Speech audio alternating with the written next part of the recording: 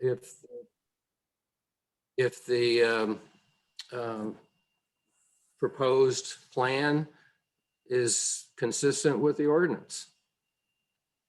Could we make a compromise on this? Because I like Rich's wording of if we did the 40% of permitted structures. So if they want to put an RV pad or something else in there, it's not a problem, as long as permitted structures did not exceed 40%. Would that be something we could live with? Richard? In my opinion, no. As Pat Brunstad pointed out, 40% of the average size lot doesn't leave a very large footprint for the structure and your outbuildings. I think that the outbuildings are covered in the setbacks, and that's the way that I'm going to come down when we vote. I think that the structures are covered by the setbacks. I don't care what my builds, as long as he doesn't put up something that is a poke in my eyeball.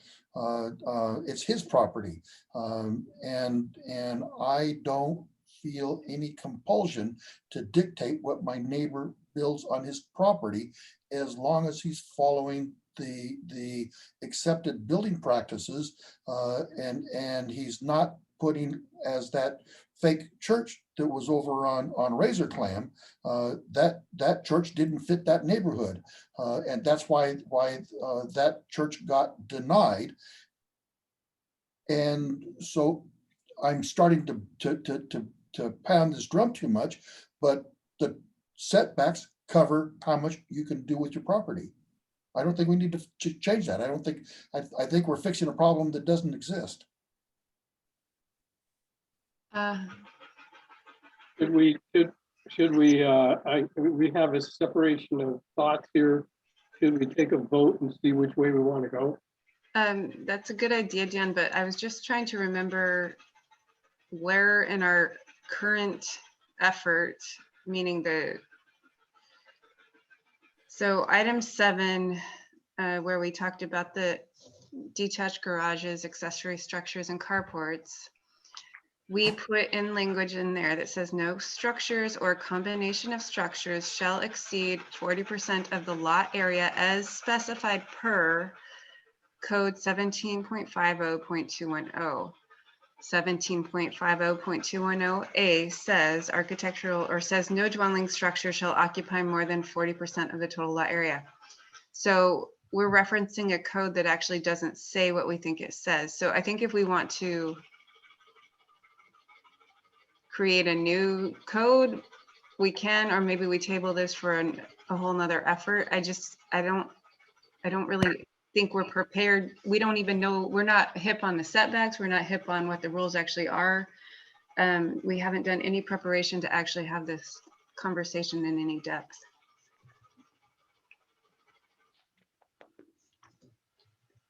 But we're referencing a current code, correct? We're referencing a current code that actually is not what we thought it was. So we thought that that code limited things to 40%, but it only limits a dwelling structure. I was aware of that. I thought that was pretty clear. I don't see why we would want to change that code.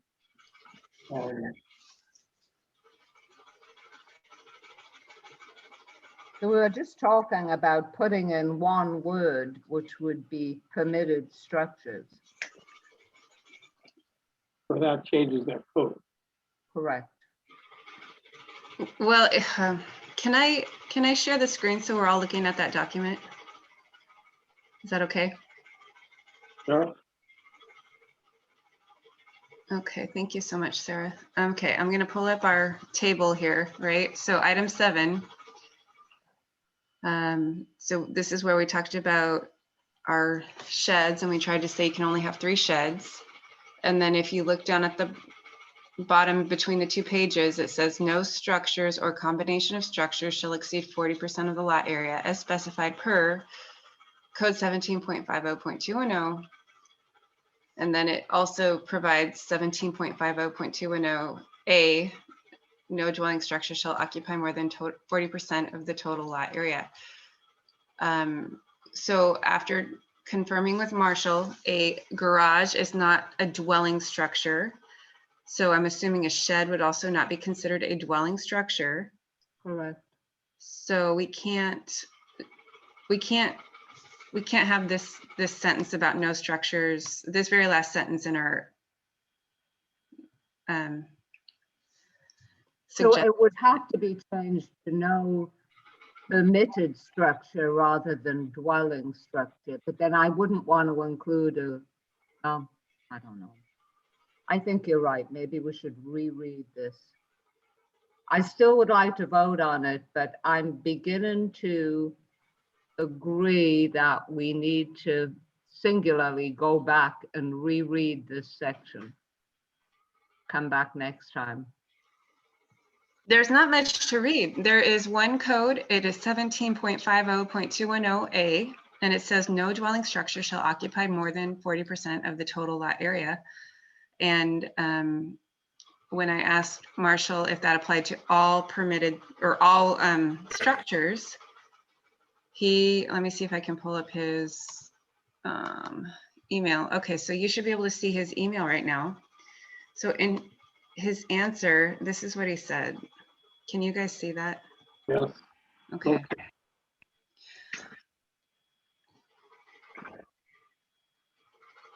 So he says that he believes the intent may have been to have a cumulative limit of 40%. However, the word dwelling poses some problems. It's basically a very vague code. That 40% rule is very vague, and it's really not applied, I don't think. And then he references a bunch of other things that affect how much of the lot you can build on, such as the shoreline master program, the stormwater permits, and critical area ordinances. So I have a question for Pat. Off the top of your head, Pat, what is the average dimensions of the average lot size in Ocean Shores? They're between, Typically 60 by 150. I mean, it's waterfront is 50 or 60, then you get into the interior and they get narrower, they get wider and not as deep. So 60 by 150. so roughly 9,000 square feet. Yeah, and so if you look at the setback, 25 by 60, that's 1,500 square feet in that setback, and then the front setback is 20 by 150. So there's another, 20 by 60. That's another 1,200 square feet. And then the side setbacks are 5 feet on each side. So if you take 10 by 150, that's another 1,500. 10 by, that's 500. So you would be at 3,200 square feet just in setbacks. And can't a detached garage go into that setback? It doesn't actually have to be 25 feet off the back line, correct? That is correct. So you, That's off the front line, but not the back. right, so you could still build into those setbacks if it's a detached garage or a shed or something like that. Correct. You can't build into the setback, can you? Yes, if it's a Yes. detached garage. You don't have to maintain a 25-foot setback on a detached garage. And a shed can go right to the property. Okay.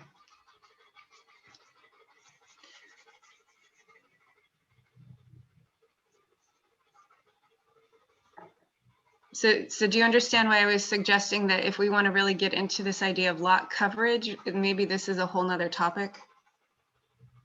I do agree you need to take that last sentence out. Okay. What do you all think about that? Agree with that. Okay, does anyone have an objection to that? No? All right, I'm going to strike that out. I'm just actually going to go ahead and delete it right here so that we can move on with this. And then we're not worrying about referencing this code, so this code comes out as well. All right.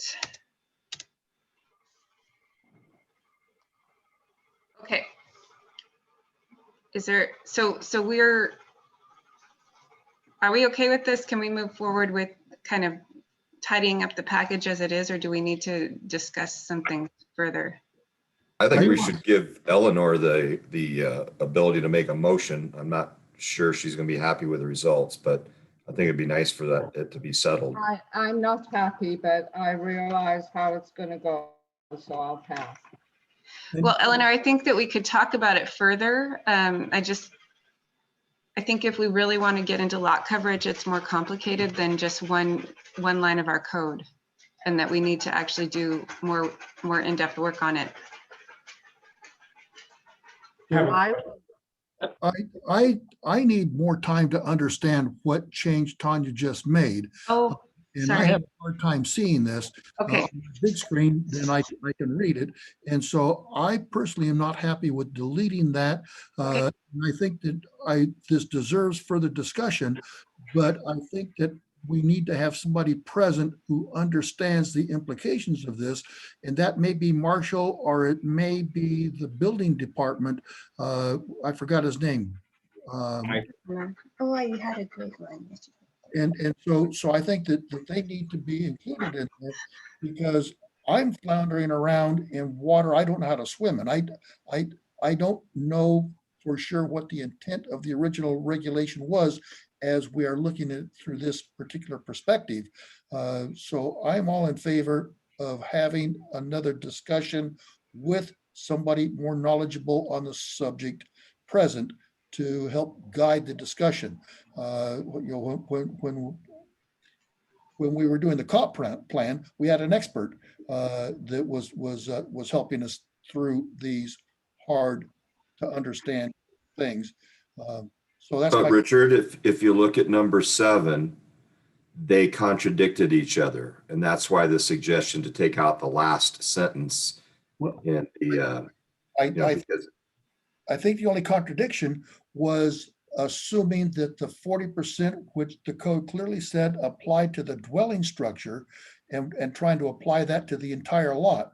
correct. Of a 9,000 square foot lot, I see if I have a calculator can do the math. How much is 40% of a 9,000 square foot lot? 3,600 square. 3,600. You know, You so- just took out the sentence that said that all structures together couldn't be more than 40% because it contradicted the sentence right below it, 17.50.210. Right. That was all.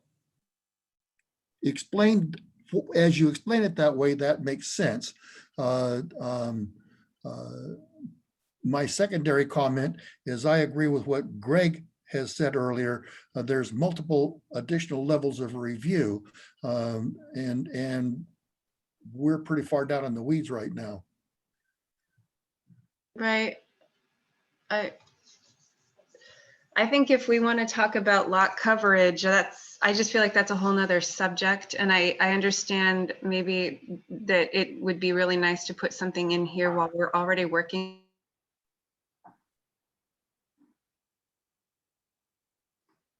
Like you said, Tanya, it's a whole nother subject, and that could take a long time. So with that thought in mind, it's a whole nother subject that deserves a discussion. Do we need to put a placeholder in here that says something to the effect of we need to have an additional discussion about lot coverage? Just so if we delete this, it's gone forever and nobody will remember, oh, we deleted this section right here. So I'm asking if other people think that we should also have another discussion on another day about lot coverage, and that this document should have a placeholder to remind us that we may need to include specific language in the building standards about lot coverage. I would agree to that.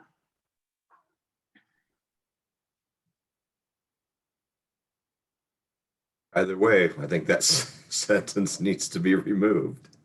Well, and And maybe it does, but I think it needs a little more time. Rich, I agree with you. I think the sentence needs to be, if it needs to be clarified, because it appears that it needs to be removed. But I don't know enough to actually make an intelligent decision on that language. And I think that we needed somebody with more knowledge. Craig? Eleanor, would you be okay I mean, we've taken the sentence out, the offending sentences out of there. We've got another topic on the agenda about what future topics do we want to propose taking up? Would you be okay with us removing that sentence and then adding this lot size ordinance as a future topic so that we can move this package on to whatever the first level of review is, which I assume is the mayor?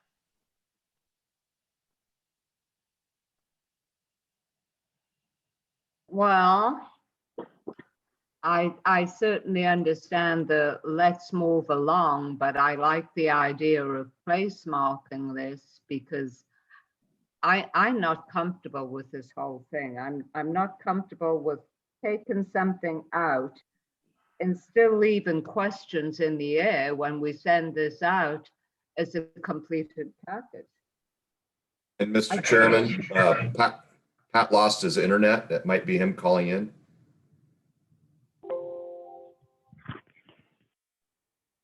Who's on the phone? That's, This is Tanya, also off internet, so I'm calling in.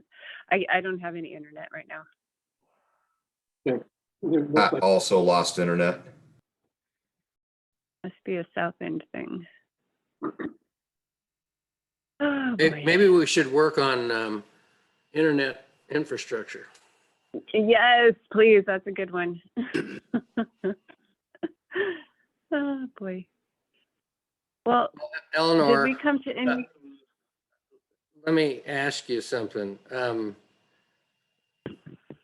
You see on this, on the documentation that we're moving forward, it still has the same code provision in there that says that you can't overbuild the lot. So I'm sort of befuddled about what it is you want to change. I want more clarification. What, the number 40% isn't a good number or what? Well, I think that there are going to be all kinds of questions from people who want to build an additional garage or add more outbuildings. And you can sit there and say that, well, if they dig deep enough, they can find an answer to that question. I would like to see it all clarified in one place. Why don't we just let this topic go till the next meeting and give us time to look and let me go back and look again, and maybe we can just get this taken care of without wasting another 20 minutes on discussion.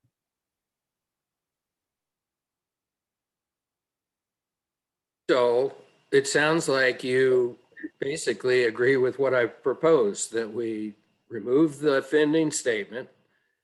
We relegate future discussion to our next agenda item, or one of the next agenda items, about what do we want to discuss in the future.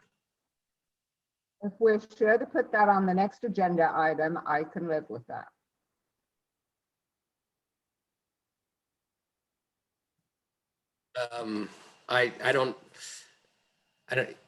I'm proposing that. Should I make a motion? Yes. All right, I move that we include the topic of developable lot size in our future agenda, Lot coverage. lot coverage in our future agenda. I'll second. Any further discussion? All in favor? Aye.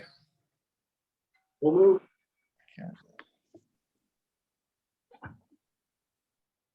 Okay. Sarah, I'm back online for now. Would you mind allowing me to share the screen again?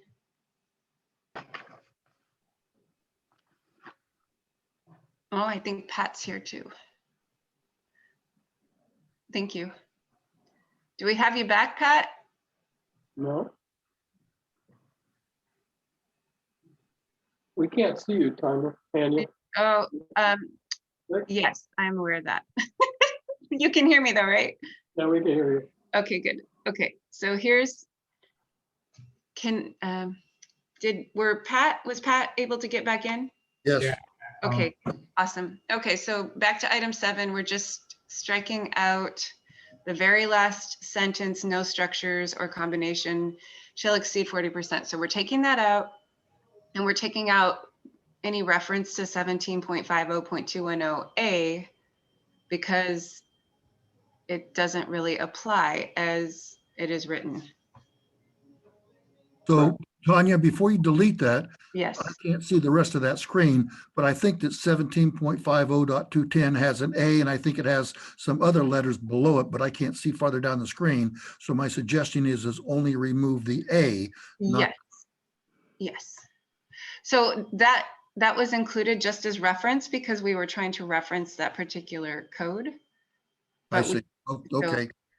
So I'm just going to strike it out for now, and we'll be deleting that before we forward this on to the mayor or council. Are we comfortable now? My hope for today was that we could actually finish up a couple of, let me pull up the documents. Sorry, here. I need to open them. All right, so we have an overview. Oh, come on. We have an overview that should just be really quick. And we just need to make a basis statement for each item that we're suggesting. Is this one it? This is it. Okay, can you guys see that? Yes. Oh, thank you. Okay, so if you look at this, it's all of the 10 items we're suggesting. The second column explains what the change is with just, a title essentially. It provides the source. Why did we come up with this idea? Everything is referencing Linden. And then the last column is the PC, which is us, Planning Commission, basis statement. Why the heck do we want to make this change? So item 1, concrete skirting. And I said the basis statement is that we want to have a raised foundation with crawl per the existing WAC. Item 2, 12-inch minimum gables and eaves. Why? Because 12-inch or greater gables creates a consistent neighborhood aesthetic. So I just wanted us to collectively go down the list and come up with a 1-sentence basis statement for each of these changes. I think that's a grand idea. Thank you. All right, so what do you think? What should we be saying? I just put kind of to protect longevity and aesthetic cohesion for a lot of them. Anyway, so please, are you happy with item 1 with that basis statement, or do we want to change that? I'm Happy. happy with it. Okay, item 2, are we happy with that? Happy. Happy. Okay, item 3. Happy. Sure. I'm happy. Everybody's okay? Okay, item 4. Happy. Yep. Okay, item 5. Happy. Item 6. Yep. Good. No. Okay, We need to talk about this because we had a resident that suggested that we be a little bit more descriptive on why we would want 30 square feet. And she actually gave us an example. Doesn't mean it's the one we would use, but what other things could we say in here to not have it just be arbitrary? okay. Here's my thought on the 30 square feet. I never even considered the gurney, although I used to be an EMT. The gurney's a nice idea, but really the reason that I thought we said 30 square feet is to protect the front entrance from the extreme weather that we have here, which improves the longevity of the structure. And we can pare that long sentence down into something more concise, but it's more about protecting the front entryway from the weather. That was definitely our intent. And if anybody is creative and can be an even better wordsmith, to make So- it more acceptable to all. Could I add that I thought Anne made an interesting comment about safety? And if you consider EMTs attempting to enter a home or exit a home with a patient on a gurney, that sounds like a very definite safety issue to me, that there's enough room on that porch to get a gurney safely out of the door. So safety could be a word, So and also what Richard said could be included. I agree with what Eleanor is saying, but I think that, is it worth considering putting the EMS egress in that sentence? I know the EMTs would be grateful to have enough room to maneuver. I've been in that situation where you didn't have room to maneuver, but safety doesn't convey that thought necessarily. To protect the main entrance from weather and to increase safety, and maybe to Dress or something like that. increase safety and EMS egress. That